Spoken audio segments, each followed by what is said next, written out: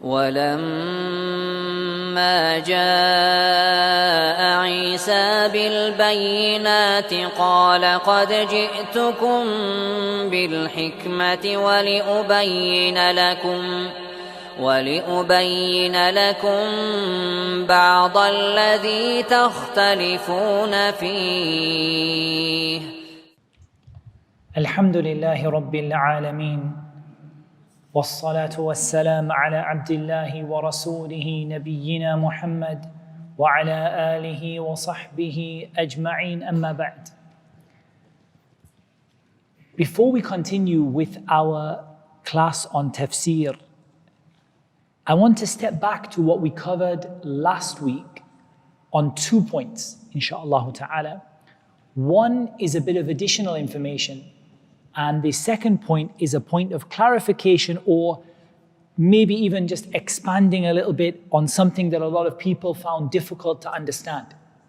So as regards the additional information, I didn't mention, or I wanted to mention or clarify further with regard to the statement of Allah Azza wa Jal, Maliki Yawmiddin, or as we said, Maliki Yawmiddin, two styles, different styles of reciting the Quran. One of the things we can take from this is the power and might of Allah subhanahu wa ta'ala. We mentioned the dominion of Allah Azza wa Jal, and we mentioned His control over the heavens and the earth, and we mentioned the fact that everyone who owns anything in the heavens and the earth only does so because Allah Azza wa Jal gave it to them out of His dominion. And when He gave it to them, it didn't decrease His dominion by anything except like the needle that is dipped into the sea. And of course, when you dip a needle or a pin into the sea, does the sea decrease in volume of water? No, it doesn't decrease in anything. But it also indicates al-qudrah. It indicates power, that Allah subhanahu wa ta'ala is al-qadir, the all-powerful, muqtadir, the one with almighty power. Because this is part of also the root, the mim and the lam and the kaf. So this mim and lam and kaf also indicates power as well, and might, that Allah subhanahu wa ta'ala is almighty. And that is another reason to fear Allah Azza wa Jal. Now, it's on the topic of fear that I want to make a little bit of a clarification. Perhaps we can say a correction, because we mentioned the issue of fear and death. And this confused a lot of people, and probably the reason it confused them is I didn't explain it very well. So what I decided to do is, because I saw 2-3 people at least coming with questions on the topic of how you respond at the moment of death with fear and hope, I want to go back and read you something that was written by Sheikh Dr. Khalid al-Sabt. He said, and this is directly quoted from his website, but he has a very nice discussion on this topic. Under the topic of the hadith, لا يموتن أحدكم إلا وهو يحسن الظن بالله. The hadith is in Sahih Muslim. Let not one of you die except that he is thinking the best possible thoughts of Allah subhanahu wa ta'ala. And then the Shaykh went on to mention the difference of opinion among the scholars with regard to fear and hope. And the first thing that he mentioned is, some of the scholars said, when a person is in a situation of al-quwwah, was-sihha, wal-afiyah, some of the scholars said when someone is feeling they're in a state of strength and health, and things are working well for them, things are working out for them, that in that particular situation, the person should have an increase in fear.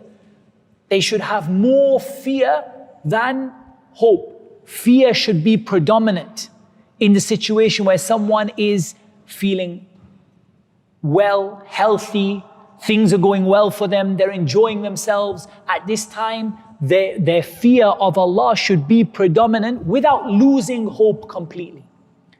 He then mentioned the same opinion the other way around as it relates to death. That at the moment of death, or as death approaches, there are some of the scholars who said that the predominant emotion here should be hope. Because of this hadith, لا يموتن أحدكم إلا وهو يحسن الظن بالله. Let not one of you die except that he has the best possible thoughts of Allah Azza wa Jal. And the Shaykh mentioned the disagreement among this and the hadith regarding, or some of the athar regarding the Sahaba and how they mentioned their fear of Allah at the time of death. So he mentioned this is a mas'ala which there is disagreement among the scholars in, and the scholars had different ways of looking at it. And then he said, and among the people of knowledge are those who say it is the right thing to do is always to be equal in fear and hope, regardless of whether you are in good health or on death's door. So some of the scholars, they said you never go away from being equal in the two. Even if you are on death's door, or if you're in the best of health and happiness, you always have an equal measure of fear and hope. This is another opinion from among the scholars. But what appears to be correct here, and the Shaykh said something important. He said, لكن الكلام في التغليب فحسب. He said, to take this properly, the discussion here is on which of them is predominant and not on one of them being absolute zero. It's a matter of which of them is predominant and which of them is the overriding emotion at the time. So it seems to me from the discussion, and Allah Azza wa Jalla knows best, that there are times where you should have one of those two which is predominant, and perhaps even so predominant that it is the main thing that you are focusing on. So particularly when one of these, or we'll give two examples. One of these examples is when you personally see that you have too much of one of them and it's causing you harm. So for example, you feel so relaxed about Yawm al-Qiyamah and about dying and about the grave.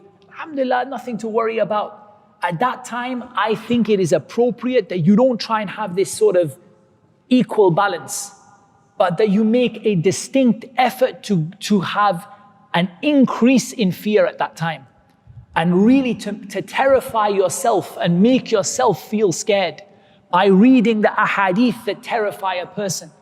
Like the hadith of the person who does the actions of the people of Jannah until there is nothing between them and Jannah but the length of a forearm. Then the decree of Allah, what Allah has written for them, that person overtakes them and they go to Jahannam.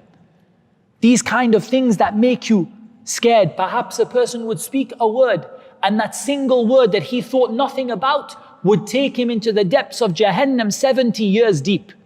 Because of a word that he said he never even thought of it. He doesn't even remember it. And it takes him 70 years into Jahannam. These kind of ahadith, and you feel yourself like that. But when you feel yourself down, and you feel yourself low, and you start to feel like, I just don't feel like I can do it. I'm not getting anywhere. I'm trying to learn and I'm not learning, and I'm trying to practice and I'm trying to pray, but I keep missing. And you just start, you just find yourself getting down and depressed, and maybe a little bit of that despair kind of feeling or extreme sadness. Then in this time you should overly emphasize hope. You should overly emphasize hope. Because at this time what you're trying to do is to bring yourself back up to a balance. But it seems to me, and Allah Azza wa Jalla knows best, that at the moment of death, if we gather together all of the ahadith, then perhaps the best way that we can gather these ahadith and these athar is to say that fear should not be absent, but that it should not be your predominant emotion. The thing that is ahead of you and the thing that is the most that you're focusing on at the moment of death is your hope in Allah and your husn al-dhan, thinking good of Allah and expecting Allah's forgiveness and Allah's paradise and Allah to make it easy for you. Because of the hadith, let not one of you die except that he is thinking the best of Allah. But that doesn't mean that you have zero fear at all, because you still remember the punishment, you remember the hellfire and so on, but it's not your predominant emotion at that time, because as we said, as it comes to the point where you can no longer do good deeds, you no longer have sort of extra prayers to pray or extra istighfar to make and so on, then at that point, what becomes more important is your good thoughts of Allah. But that doesn't mean that your fear is absolutely zero or absolutely absent. And that's why the Shaykh said, لَكِنَّ الْكَلَامِ فِي التَّغْلِيبِ فَحَسْبِ. The discussion among the scholars here is one of which one should be predominant, not that the other one is totally zero and it has nothing at all. Maybe that is, inshallah, clearer than what we explained last week, and hopefully that would explain. But also to explain to people that it's not a matter the scholars agreed upon unanimously. Among the scholars are those who said, no, the two should be equal at all times, no matter what your condition is. We can now continue, inshaAllah ta'ala, with the statement of Allah subhanahu wa ta'ala, إِيَّاكَ نَعْبُدُ وَإِيَّاكَ نَسْتَعِينُ. First of all, this word إِيَّاكَ, it means you. It means you. But normally in Arabic, we don't use, typically, with a verb like that, we wouldn't use إِيَّاكَ. We would just take the kaf and put it on the end of the word. So why do we not say نَعْبُدُكَ وَنَسْتَعِينُكَ? نَعْبُدُكَ وَنَسْتَعِينُكَ.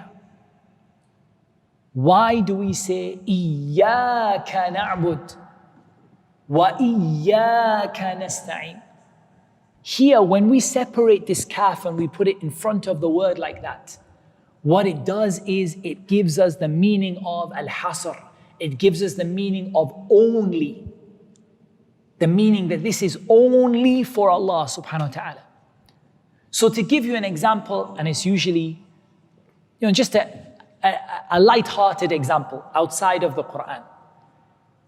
If you said to your wife one day, أُحِبُّكِ, I love you. But before you used to say to her, إِيَّاكِ أُحِبُّ. She should say to you, who is the other woman? Because إِيَّاك, you alone. It's nobody else. إِيَّاك, you alone. But if you said to somebody, أُحِبُّكَ, I love you, it doesn't, I love you and you and you and you and you. There is no limitation put on there. But when you say إِيَّاكَ, you alone. So when we say إِيَّاكَ نَعْبُدْ, you alone, O Allah, you alone we worship. وَإِيَّاكَ نَسْتَعِينُ, and you alone we seek for help, or we seek help from. So here we have إِيَّاكَ, which means alone, and it cancels out everything else. So if we say إِيَّاكَ نَعْبُدْ, this is effectively like an example or another way of expressing La ilaha illallah. إِيَّاكَ نَعْبُدْ, you alone we worship. We worship Allah and we don't worship anyone except Allah. إِيَّاكَ نَعْبُدْ. So the next question we have to ask ourselves is, what is na'bud? Na'bud is the verb which means we worship, and it comes from the Arabic word ibadah, or the Arabic word ibadah comes from it, depending on whether you think words come from verbs or nouns come from one or the other way around. In any case, the noun is ibadah, worship. So we have to ask ourselves, what is ibadah? Why do we have to know what is ibadah? Because if we said to Allah, ibadah is only for you, O Allah. Ibadah is only for you and nobody else. So if we don't know what ibadah is, we might get ourselves into trouble by doing something that is ibadah and doing it to other than Allah. So we need to know what is ibadah, so that when we say, oh Allah, ibadah is only for you, our ibadah is only for you, إِيَّاكَ نَعْبُدْ, then we know what ibadah is. So first of all, the essence of ibadah. What really makes ibadah ibadah? We call it worship, but what makes an act of worship an act of worship? The scholars, they say, and among them who said this, Al-Imam Ibn Al-Qayyim rahimahullah ta'ala, and Shaykh Ibn Uthaymeen rahimahullah ta'ala mentions it in his Tafseer, and a number of others, that the essence of ibadah is complete humility and complete love. This is the essence of ibadah. Kamal al-dhul, complete humility and completely lowering yourself before Allah Azza wa Jal. And if you want an example of that, think of the sajda. The most noble part of your body, your face, your forehead, the place behind which is your mind, your expressions, your personality, the way you behave. The face is the most noble part of the person. And you take your face and you rub it in the dust before Allah. This is adh-dhul. You're lowering yourself, making yourself lowly, showing your humility, your desperation, your need before Allah subhanahu wa ta'ala. And you're not doing so simply because of fear alone. But it is the love of Allah, complete love for Allah Azza wa Jal, a willingness to do anything that Allah tells you. And that nothing and nobody ever is to given preference or precedence over Allah subhanahu wa ta'ala. And on top of that, completely lowering yourself. So lowering yourself and being lowly and in a state of humiliation, a state of desperation, a state of extreme need, and displaying that nature before Allah with complete love. That is the essence of what ibadah is. That's the core of what worship is. But that doesn't give us a really strong definition that we can kind of rely upon. It just gives us the nature of worship. The nature of worship is complete submission, complete humility, and complete love. And complete love brings about complete submission.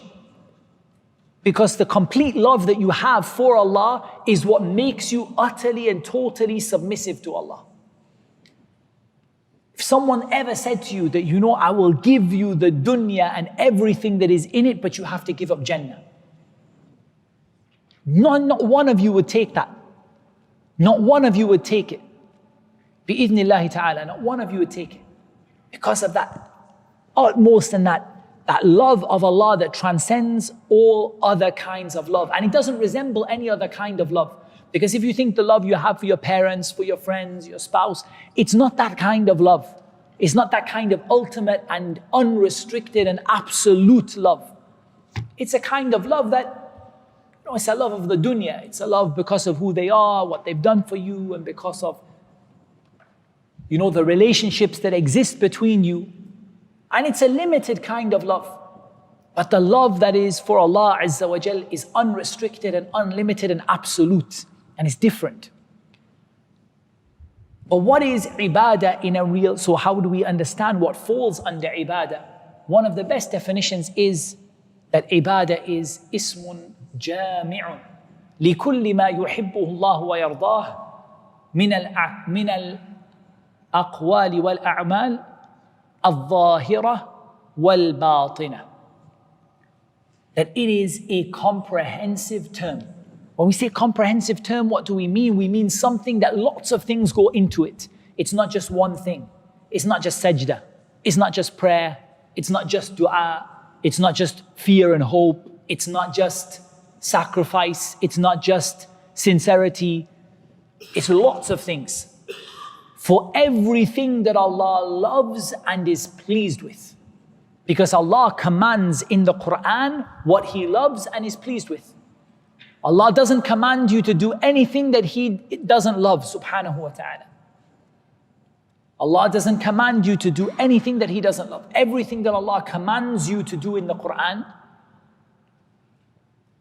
from His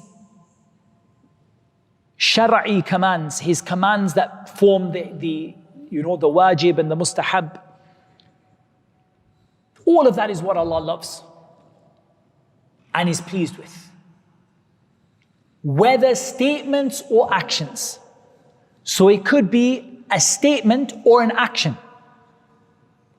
And statements and actions are not just things you do with your hands and your tongue. Even your heart has statements and actions. So in other words, it could be one of 5 things. It could be a statement of the heart. What's a statement of the heart? Qawlul qalb. What's a statement of the heart? A statement of the heart is your belief. Something you believe in. It's like my mission statement, like when the company, the corporate offices, they have our mission statement, yeah? Your mission statement that you have in your heart, what you believe in about Allah and your purpose in life, and the core beliefs you have about Allah and about His Prophet, His angels, His books and so on. These core beliefs that you have, these are statements of your heart. And then there are actions of the heart, things your heart does, like loving Allah, fearing Allah, hoping in Allah, having sincerity. All of these are actions that your heart does. Then there is the statement of the tongue. The statement of the tongue is where you show your belief that is in your heart with your tongue by saying La ilaha illallah Muhammadur Rasulullah sallallahu alayhi wa sallam. That is a statement that you make with your tongue. And it reflects the statements of the heart. And then there are actions you do with your tongue, like dhikr and dua and reciting the Quran. These are actions that you do with your tongue. And then there are actions of the limbs. Actions of the limbs, like giving, charity, like performing the Hajj. And there are some acts of worship that comprise of all 5, like the salah. And that's one of the virtues of the prayer, that it comprises of all of them. Your fundamental belief in your heart and your khushu', your sort of the stillness of the heart in front of Allah subhanahu wa ta'ala, your fear of Allah, you standing before Allah, your consciousness of Allah. And you witness your faith on your tongue during your salah. You say, Ashhadu an la ilaha illallah. And you remember Allah by reciting the Quran, and your limbs move up and down.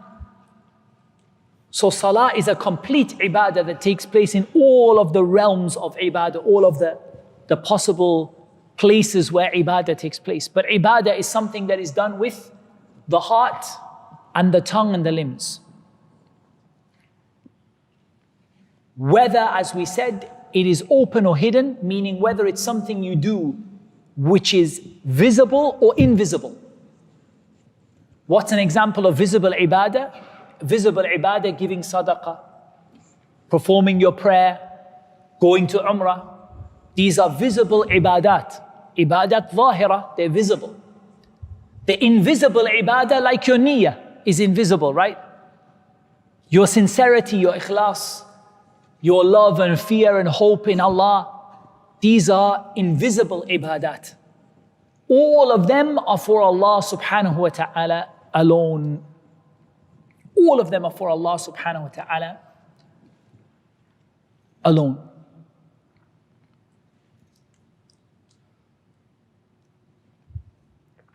There's another aspect of ibadah which is really important to bear in mind. And the reason I mention it is there's a movement in our time among certain people to redefine ibadah. And it's not a new movement, to be honest. It has new faces every now and again. Somebody else sells their soul and decides to propagate this to someone. But it's an old problem with new faces. And that is redefining ibadah to make it okay to give off certain types of ibadah to other than Allah.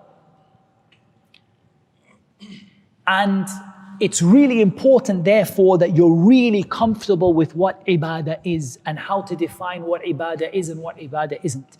So there is a third thing that will help you. We talked about complete submission and complete humility and complete love. And we also talked about everything that Allah loves and is pleased with, from the actions and the statements, whether internal or external. We covered all of that, the actions and statements of the heart, the actions and statements of the tongue, and the actions of the limbs, whether it's visible or invisible. There is another aspect to ibadah, which is that the essence of ibadah is doing something because Allah told you and commanded you to do it, whether or not you understand the reasoning or the detail behind it. And that's important. That's important. Many, many times we seek to find out why. Why is dhuhr 4 raka'at?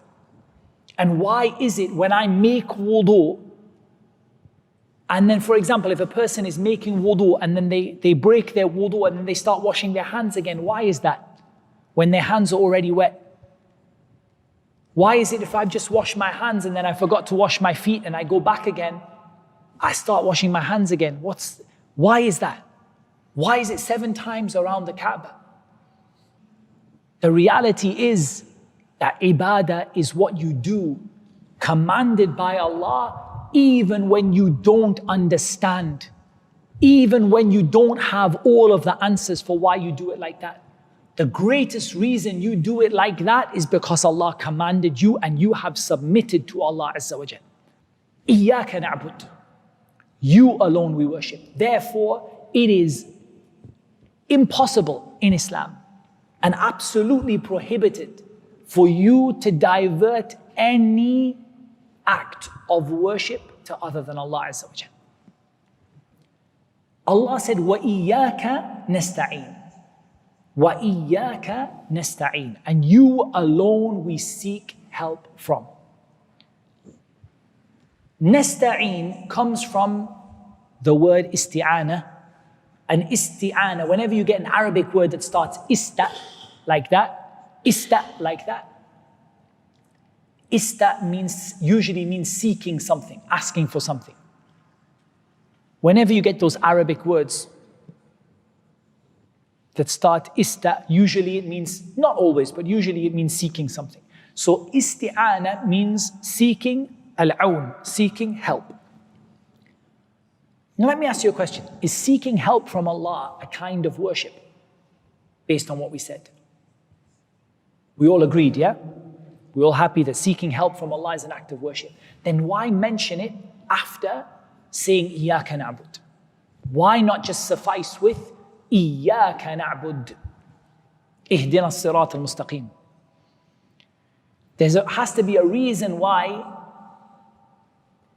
there is a specific kind of worship mentioned after the general. So, like they say, عطف الخاص على العام or ذكر الخاص بعد العام. That first of all, Allah subhanahu wa ta'ala mentioned the general worship and then He mentioned the specific. That happens a lot in the Quran.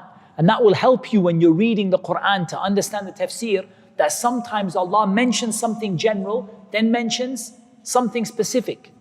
من كان عدوا لله وملائكته ورسله وجبريل وميكال فإن الله عدو للكافرين. Whoever is an enemy to Allah and His angels and His messengers and Jibreel and Mikal. Is Jibreel not an angel? Jibreel is an angel. Is Jibreel not a messenger in the linguistic sense of the word? Jibreel is a messenger in the linguistic sense of the word. Mikael is an angel.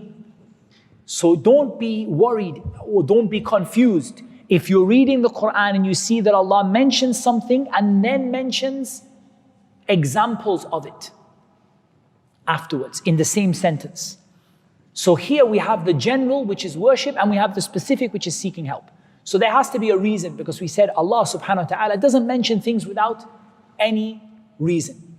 Allah subhanahu wa ta'ala mentioned isti'ana here for a number of reasons, but I'm just going to highlight a couple of them.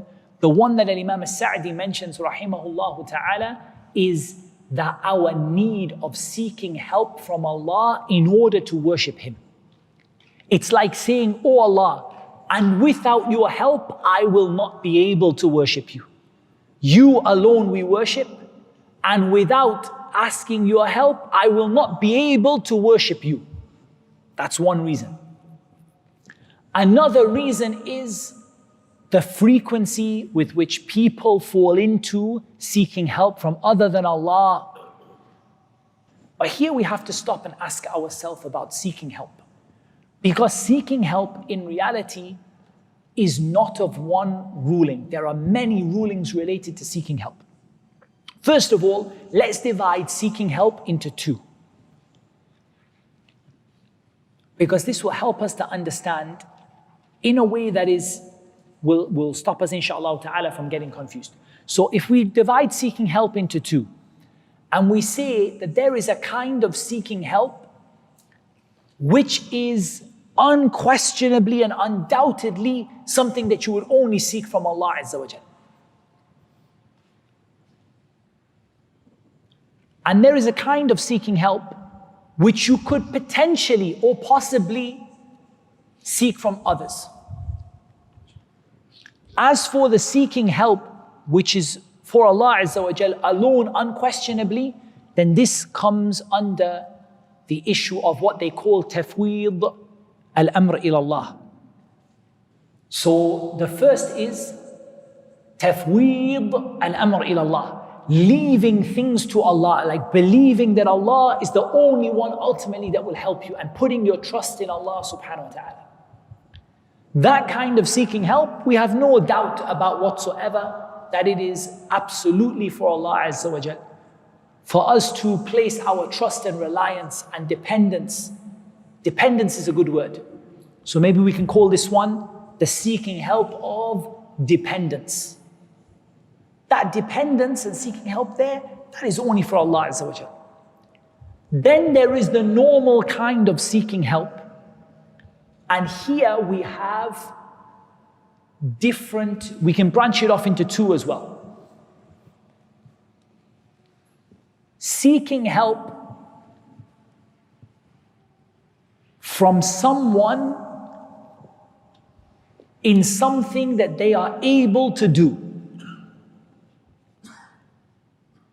Seeking help from someone in something they're able to do. And usually the scholars mention on this a living person.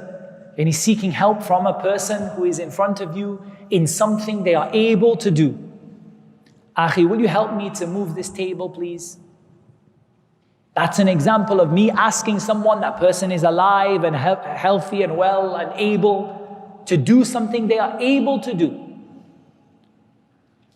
But when I start to ask someone for something, and I ask them for something that is only from the things that only Allah Azza wa Jal can do, or I ask them for something after they've passed away, like asking help from the dead and so on, then again we're falling back into shirk. So we have to be careful in two ways. Number one, we have to be extremely careful that our trust and reliance and dependence is upon Allah. And we have to be careful that the things that are unique for Allah subhanahu wa ta'ala, we only ask from Allah. The types of help that are unique from Allah subhanahu wa ta'ala.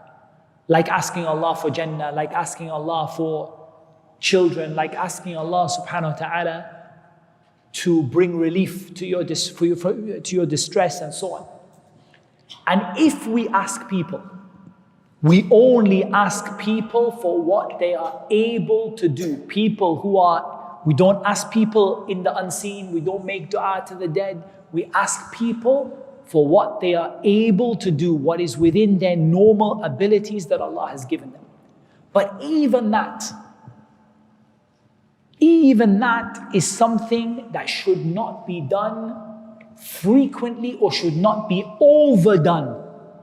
It should not be overdone, this asking of people. Because you ask of people until you stop doing things for yourself. And you stop trying and working hard for yourself. And also you stop asking Allah subhanahu wa ta'ala because of your dependence on other people. So you see somebody in debt and he's asking people for money. Well, money is within their ability, right? He's asking someone who has money for money, that's within their ability. But he asks and he asks and he asks until, number one, he becomes lazy and he stops working for himself. And if he continues, it may reach the level where he no longer asks Allah. He no longer makes dua to Allah, because all he knows is that when I get problems financially, I just go to the people and I put out my hand and somebody will give me. So it's important that even in this type of permissible isti'ana, that what we do is, first of all, we never neglect asking Allah first and people second. This is in the things that they are able to do. We realize those people are only a sabab, they're a cause for Allah subhanahu wa ta'ala to bless me. They're not the ones that bless me. And number two, we avoid being dependent on people. As a Muslim, your greatest dependency, your dependency should be upon Allah subhanahu wa ta'ala, not upon the people. And you should not be a person who's known for asking people for things. Rather be a person who doesn't look at what's in the hands of others. And this is a reason to be from the 70,000 who enter Jannah بِغَيْرِ حِسَابٍ وَلَا عَذَابٍ, without any account and any punishment. One of the things that is covered within this is that you are not a person that is dependent and asking of other people, even in the things that they are able to do. But you try as much as possible to ask Allah Azza wa Jal and Allah alone, even in the things that you're allowed to ask other people. And when you have to ask for some things, and which of us is there who doesn't have to ask sometimes for something? Then there is inshallah ta'ala no harm if you're asking someone for something that they are able to do and is within their abilities that they have, and Allah Azza wa Jal knows best. إِيَّاكَ نَعْبُدُ وَإِيَّاكَ نَسْتَعِينُ. At this point, I want us to remember the hadith of Abi Hurairah in Sahih Muslim. قَسَمْتُ الصَّلَاةَ بَيْنِي وَبَيْنَ عَبْدِي نِصْفَيْنِ. I divided the prayer between me and my servant into two halves. If my servant says, Alhamdulillahi Rabbil Alameen, قال الله تعالى حمدني عبدي. My servant has praised me by saying Alhamdulillah. When the servant recites Ar-Rahman Ar-Rahim, Allah subhanahu wa ta'ala says, Athna alayya abdi, my servant has glorified my praises. When the servant recites Maliki Yawmiddin, Allah Azza wa Jal says, Majjadani abdi, my servant has glorified me. When the servant says, Iyaka na'budu wa iyaka nasta'in, Allah says, this is between me and my servant nisfain. Hada bayni wa bayna abdi nisfain. Half of it is for me and half of it is for my servant. What does this also tell us about the words Iyaka nasta'in? It tells us that they are implicit, they're an implicit dua. You're effectively saying, I'm asking for your help, O Allah. There's a dua in there. It's the first time that you asked for something for yourself. You praised Allah. Alhamdulillahi Rabbil Alameen. Ar-Rahman Ar-Rahim. Maliki Yawmiddin. Iyaka na'bud. You praised Allah. Wa iyaka nasta'in. Here, you implicitly means you didn't openly and obviously ask Allah, but in a subtle way you asked Allah. Meaning, oh Allah, if you're the only one that can help me, then help me. Then help me. So that is why Allah Azza wa Jal said that this is between me and my servant in half. Half of it is for me and half of it is for them. وَلِعَبْدِ مَا سَأَلْ, and my servant will have what he asked for. And then you say, اهْدِنَا الصِّرَاطَ الْمُسْتَقِيمِ. Guide us to the straight path. Ihdina. There are two types of hidayah, two types of guidance. There is the guidance of at-tawfiq, of success. And the guidance of success can only come from Allah. And then there is the guidance of irshad. Hidayatul irshad. Somebody pointing you in the right direction and guiding you. guide me the right way to go. And this comes from Allah and it comes from others besides Allah Azza wa Jal. And that is why when Allah Azza wa Jal said to the Prophet sallallahu alaihi wasallam, إِنَّكَ لَا تَهْدِي مَنْ أَحْبَبْتَ, you don't guide who you love. The guidance here is the guidance of tawfiq, the guidance of the success to be able to take Islam and become a Muslim. But when Allah Azza wa Jal said to the Prophet ﷺ that he is a guide, Hadi, he's a guide. In another ayah of the Quran, Allah Azza wa Jal addressed the Prophet ﷺ and he called him a guide. This is the guidance of al-irshad, pointing and showing the way. This is the way. This is the path. Will you take the path or not?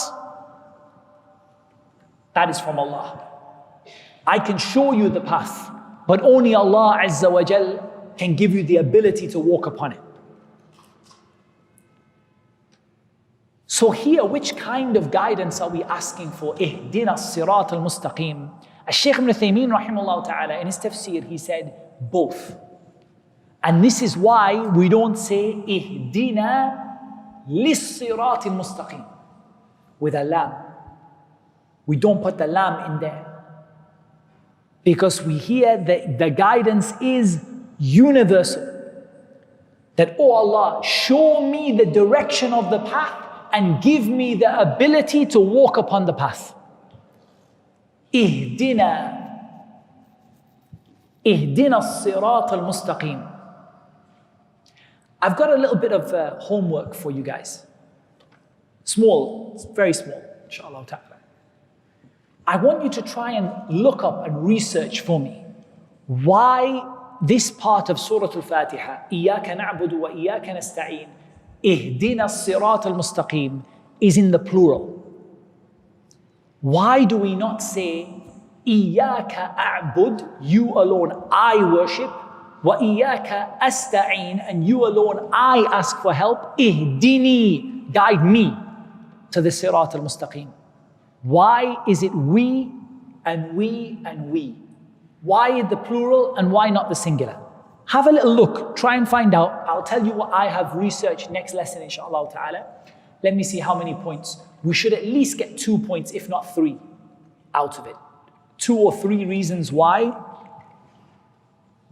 Allah Azza wa Jal says, Ihdina and not Ihdini, guide me, just me. Whereas generally, you would think it would be I, because we is quite, what's the word? It's less humble, right? Guide us. Why would it be no guide me? Oh Allah, guide me. It's more humble, right? So why guide us? Why us here? If it's dua, you're begging Allah, you're pleading with Allah. So why use a term that generally is a term of pride and a term of, guide us? We. Why not say I? If I is more humble and I is more lowly. So have a think about it, have a look into it, see if you can find in some of the books of tafsir why it says we. Come up with 2 or 3 reasons. You should at least get 2, inshallah. And then let me know what you found, inshallah ta'ala. We'll ask at the beginning of the class, and the next class I'll tell you what I have, and we'll see if we have anything different, inshallah. As-sirat. There are some different qira'at of as-sirat. It's read with a sad and a sin, and a sad and a zai halfway between the two. So it's read sirat with a sad, and sirat with a sin, and sirat, if I can try and do it properly, sirat, but halfway between a sad and a zai, between a sad and a z, sirat. All 3 are from the qira'at of sirat, wherever it comes in the Quran. Ihdina as-sirat al-mustaqim. As-sirat is a path, a tariq, it's a path. And it's called mustaqim, which means one that has istiqama, it is straight. And the opposite of mustaqim is mu'waj, like bendy. or deviating, going off to the left and the right, or bending off, curving off to the left and the right. So the sirat of Allah Azza wa Jal is mustaqim. It is siratun mustaqim. It's mustaqim because it's straight in itself.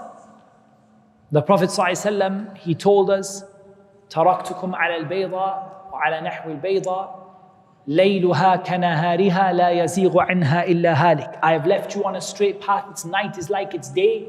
Nobody deviates from it except that he is destroyed. It's a clear, straight path. And it's also called mustaqim because it is the path of the people who are mustaqim. The people who are upright. إِنَّ الَّذِينَ قَالُوا رَبُّنَا اللَّهُ ثُمَّ اسْتَقَامُوا. Those people who say our Lord is Allah and then they are upright. They're straight. They stand up straight. So al-istiqama in the Arabic language is al-istiwa wal-i'tidal. It is to be straight and upright. That's what mustaqim means. To be straight, to be upright. So this sirat is mustaqim in itself. Itself it is mustaqim, it's straight. It doesn't have any left or right or any bends or curves. It's clear and easy to follow. And it is also a sirat which the people on it are upright, are mustaqim. The people on it are mustaqim. And maybe I will, if I can remember to link in the video, I will try to remember to link like maybe a lecture about istiqamah, about being upright as a Muslim, because we don't have time in the lecture to go into what it means to be upright as a Muslim. But in general, we're going to cover certain things. Being upright as a Muslim requires staying within the limits of Allah, the hudud of Allah Azza wa Jalla. Tilka hududullah. These are the limits of Allah. So one of the things we know about the sirat is that the sirat has limits. And if you go outside of the limit, you go off the path and you go onto the side of the path, that's where you deviate. And that's where the shaitan waits to take you away from the straight path. From the ways or the important points around being mustaqim is not deviating. And there are shayateen on the corners of the path calling you to deviate from this mustaqim, this straight path. And there is a hadith in which the Prophet sallallahu alaihi wasallam, and I'll briefly describe it, he said, ضَرَبَ اللَّهُ مَثَلًا صِرَاطًا مُسْتَقِيمًا. Allah gave you the example of a straight path. When you enter the path, there is a gate. And the path, it has two walls on either side. And in the walls are doorways, and over the doorways are curtains hanging down.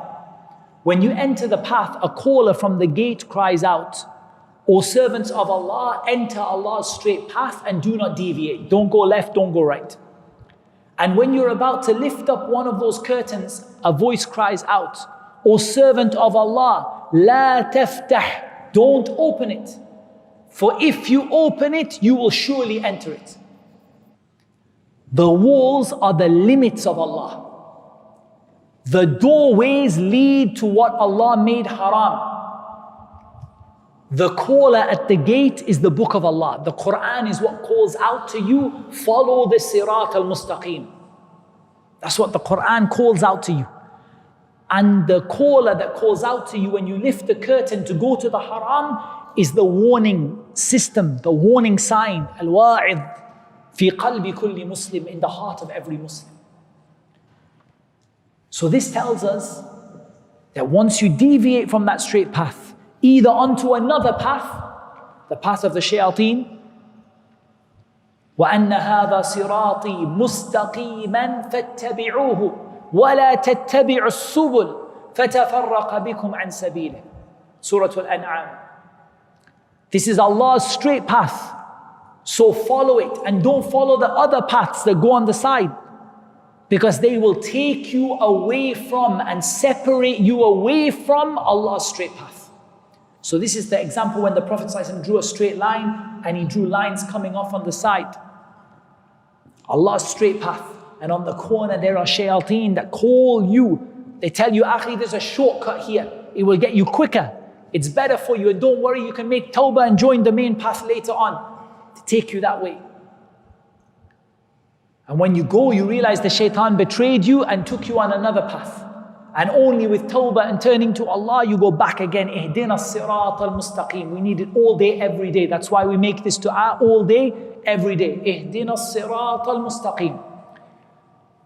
And also from the things that take you away from the path are your desires and the falling into the haram. Opening the curtains. Your heart warns you. When you're naturally practicing Islam, when you're in your natural state of fitrah, your heart tells you, be careful. Be careful, this is not right. Now I'm not saying that your heart is the only thing that tells you. The first thing that told you was what? The Quran at the gate. The Quran told you it was wrong. But your heart reminds you. But if you keep on ignoring your heart, it will become like the alarm clock that you keep on ignoring in the morning. It's off. It's off. And then you don't hear it anymore. You'll stop hearing your heart. But once your heart is natural in its place of worshipping Allah and sensitive to the laws and commands of Allah, even your heart will warn you before you fall into the haram. Even your heart will warn you. So you follow this straight path. And the objective on this straight path is not to reach the end in this dunya. But the objective is to die while being on this straight path. And that is why up until the moment that you die, you keep on saying, Ihdina as-sirat al-mustaqim. Because my destination does not lie in this dunya. The end of this path does not lie in this dunya. So my objective is to die on the path, not to reach a particular destination in this life. So now we've had the path in a general sense, Ihdina as-sirat al-mustaqim. But Allah Azza wa Jal then explains, it describes the path to us. He gives us a description of the path that will further explain to us what it is that we're asking Allah for. Ihdina as-sirat al-mustaqim. صراط الذين أنعمت عليهم غير المغضوب عليهم ولا الضالين. Guide us to the straight path. The path of those you bestowed your favor upon. In reality, Iman and Islam are a favor from Allah. وَلَكِنَّ اللَّهَ حَبَّبَ إِلَيْكُمُ الْإِيمَانَ وَزَيَّنَهُ فِي قُلُوبِكُمْ وَكَرَّهَ إِلَيْكُمُ الْكُفْرَ وَالْفُسُوقَ وَالْعِصْيَانَ أُولَئِكَ هُمُ الرَّاشِدُونَ فَضْلًا مِّنَ اللَّهِ وَنِعْمَةً وَاللَّهُ عَلِيمٌ حَكِيمٌ. Allah made you love Iman, and He made it beautiful to you, and He made you hate. He made you hate disbelief and defiance and disobedience. They are the rightly guided. As a grace from Allah and a favor. Your Iman is a favor from Allah and ni'mah from Allah. So everyone walking on that path is not on that path because they deserve it. They are on that path because Allah gave them a favor, something extra, a blessing on top of what they deserve. He gave them a favor. Everyone on that path is someone that Allah gave a favor to. And Allah in another part of the Quran describes who they are. And this is an example of tafseer, al-Qur'ani bil-Quran. Making tafseer of the Quran with the Quran. Making tafseer of the Quran using the Quran. It is they who will be along with the people that Allah bestowed His favor upon. From an-Nabiyyin, the prophets. Was-Siddiqeen, and the truthful people like Abu Bakr as-Siddiq and like Maryam as-Siddiqah radiyallahu anhum ajma'in, and the shuhada, the martyrs like Umar ibn al-Khattab and Uthman ibn Affan and Ali ibn Abi Talib radiyallahu anhum, Like when the Prophet ﷺ climbed the mountain of Uhud and he said, "Be silent, O Uhud. There is no one upon you except for a Nabi and a Siddiq and 2 martyrs." And he was climbing with Abu Bakr and Umar and Uthman. He said, "Be silent, O Uhud. There is nobody on you apart from a Prophet and a Siddiq and 2 martyrs."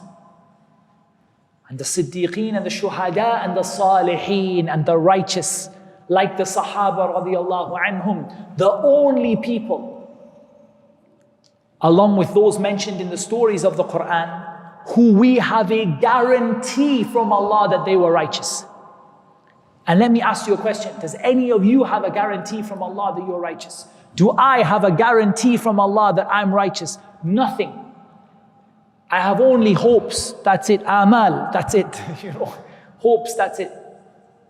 I have no guarantee from Allah Azza wa Jal that Allah accepted from me, that Allah considered me to be among the righteous. Nothing.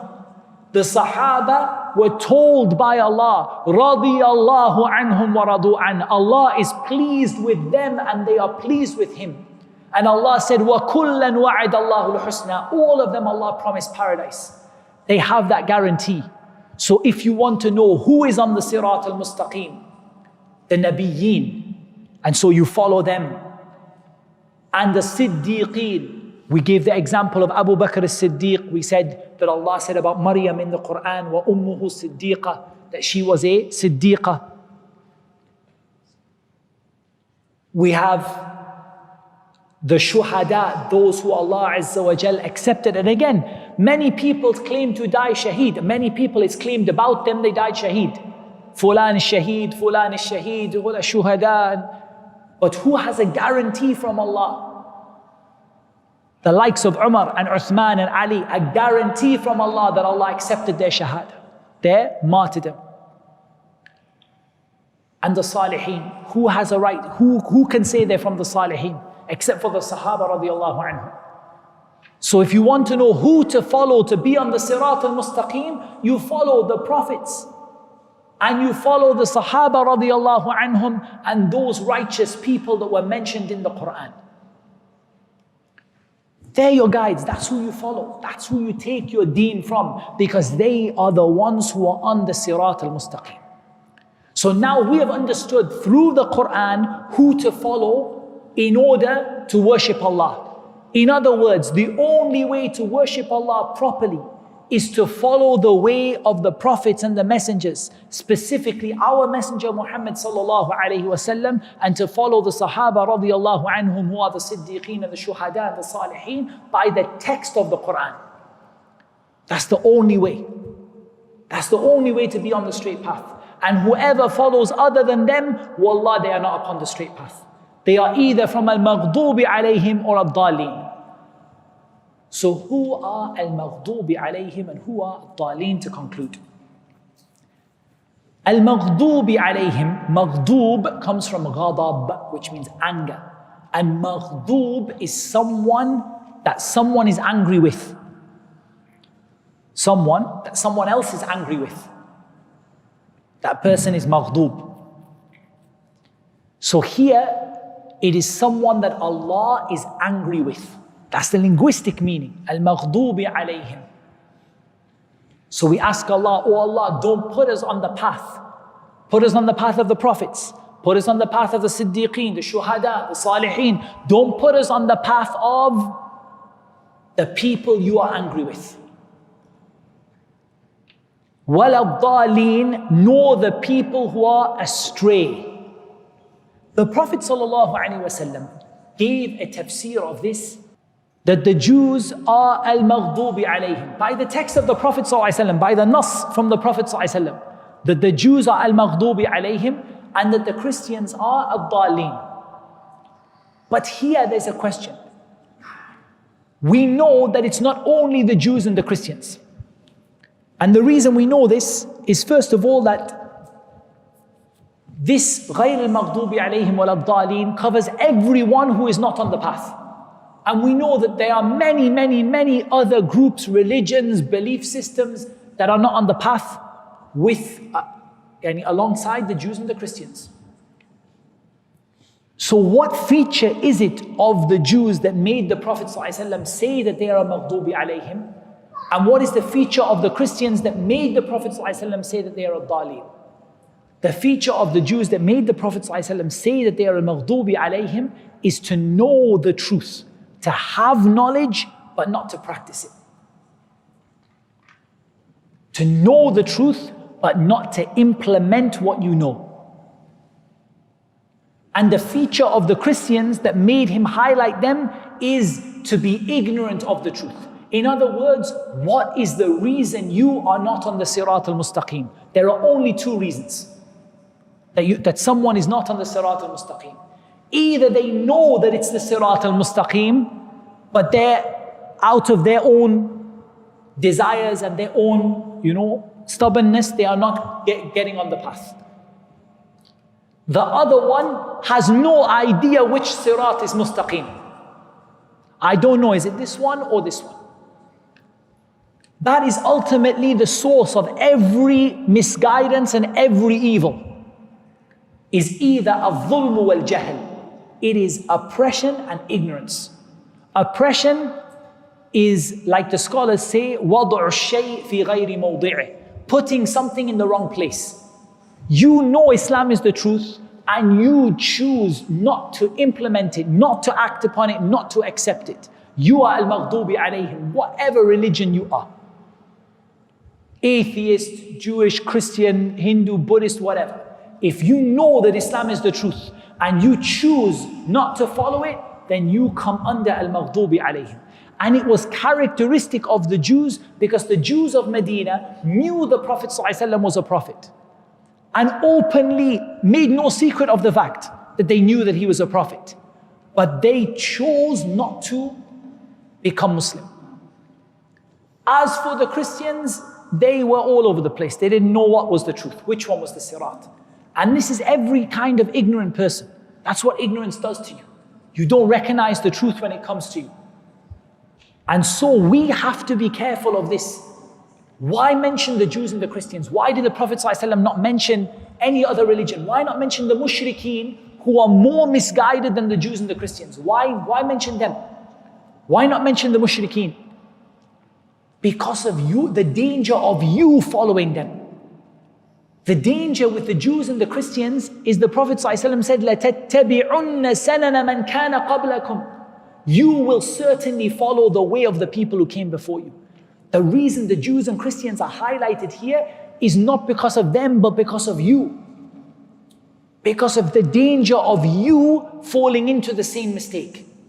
Because the Prophet told us, sallallahu alaihi wasallam, you are going to follow the ways of the Jews and the Christians. You're going to follow the same way. You're going to follow them. And again, the meaning of Jews and Christians here, to be clear, is not the followers of Musa who were truly following Musa, or the followers of Isa that were truly following Isa, because they were upon the Sirat al-Mustaqim ma'an nabiyyin, with the prophets. But it was those who attributed themselves to Musa, but in reality they were gaining knowledge but not doing anything with it. They would have knowledge and do the opposite. And many examples from the sunnah you can see of them coming to the Prophet ﷺ where they had huge amounts of knowledge. They had knowledge that the average people didn't have. But they didn't implement it. They didn't act upon it. And the Christians, again, that were following Isa in his time, alayhi salatu salam, they were upon the truth. But they deviated to the point where they no longer had any knowledge of what was right and what was wrong. When you asked Allah, اهدنا الصراط المستقيم صراط الذين أنعمت عليهم غير المغضوب عليهم ولا الضالين آمين, you asked Allah and Allah said, هذا لعبدي ولعبدي ما سأل. This is for my servant and my servant will have what he asked for. We need Allah's guidance 24 hours a day, in every second, in every minute.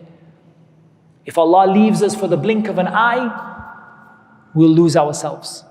That's why we say, فَلَا تَكِلْنِي إِلَى نَفْسِي طَرْفَةَ عَيْنٍ. Don't leave me to myself for the blink of an eye. We need Allah all the time. And that's why we ask Allah for His guidance, to show us the right way, but not just to show us the right way, to give us the tawfiq to be able to follow, the success to be able to follow that right way. by the permission of Allah Azza wa Jal. And we say Ameen, and Ameen, it means istajib, accept. And remember, that's the etiquette of dua, and we'll finish with this, that the etiquette of dua is you don't say, accept inshaAllah. Oh Allah, inshaAllah, accept it from me. You say it with conviction, Ameen. With conviction. Accept it from me. Because you cannot force Allah subhanahu wa ta'ala to accept it from you. But at least you should ask as though you mean it. When you say inshaAllah with a dua, it's very common. We hear people say, oh brother, Allah bless you inshaAllah. Allah will give you inshaAllah. Allah guide you inshaAllah. The meaning of that in Arabic is that you don't really care whether Allah gives it or not. That's what the Arabic comes across as. Allah, if you want to give him, give him. If you don't want to give him, don't give him. That's how it comes across in Arabic. So you don't say when you make dua, you don't have this kind of like shakiness, like inshallah, inshallah. You say Ameen, accept it, oh Allah.